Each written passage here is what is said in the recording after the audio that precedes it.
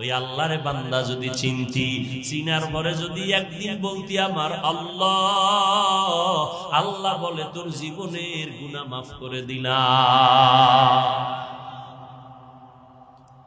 এরে বান্দা, আমি আল্লাহ তোকে গরিব থেকে ধনী বানায় দিলাম, সম্মানের চেয়ারে বসায় দিলাম। আমি আল্লাহ তোর সমকক্ষ কত ছেলে মেয়েরা স্কুলে গেছে, কলেজে লেখাপড়া করার পরে তুই কিন্তু ঠিকই লেখাপড়ার শেষ প্রান্তে এসে সম্মানের চেয়ারে বসছস। তোর অনেক ক্লাসের ছাত্র ছাত্রীরা শেষ পর্যন্ত লেখাপড়া করতে পারে নাই, লেখাপড়া করতে পারে নাই।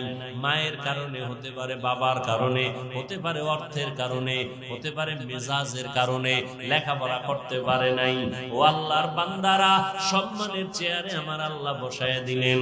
আমি আল্লাহ এত আদর করে তোরে বানাইছি, তোর পেটের ক্ষুধা নিবারণ করার জন্য আমি আল্লাহ খানার আয়োজন করেছি। এমন খানা দিলাম যেই খানা তোর মা বাবায় দিতে পারে না।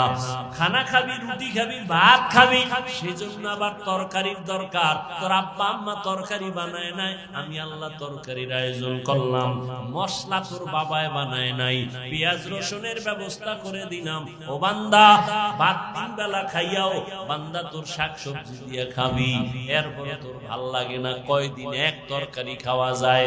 আল্লাহ কয় নজর করে দেখ, সমুদ্রের ভেতরে কোটি ধরনের মাছের আয়োজন আমি আল্লাহ করেছি, তোর বাবায় করে নাই, কোন সরকার করে নাই। কি করছে?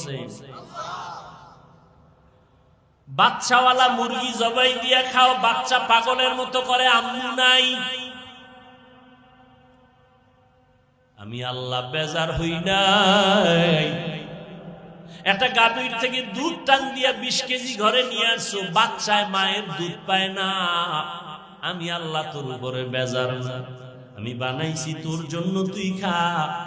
ও বান্দা, মাছ কতদিন খাবি? কত ধরনের মাছ আমি আল্লাহ পাক আবার গোশতের আয়োজন করেছি। গরুর গোশত খাবি খা, উটের গোশত খাবি খা, কত ধরনের গোশত হালাল করে দিলাম। গোশত আছে, সবজিও আছে, মাছও আছে, খানাও রেডি, কিন্তু রুচি নাই।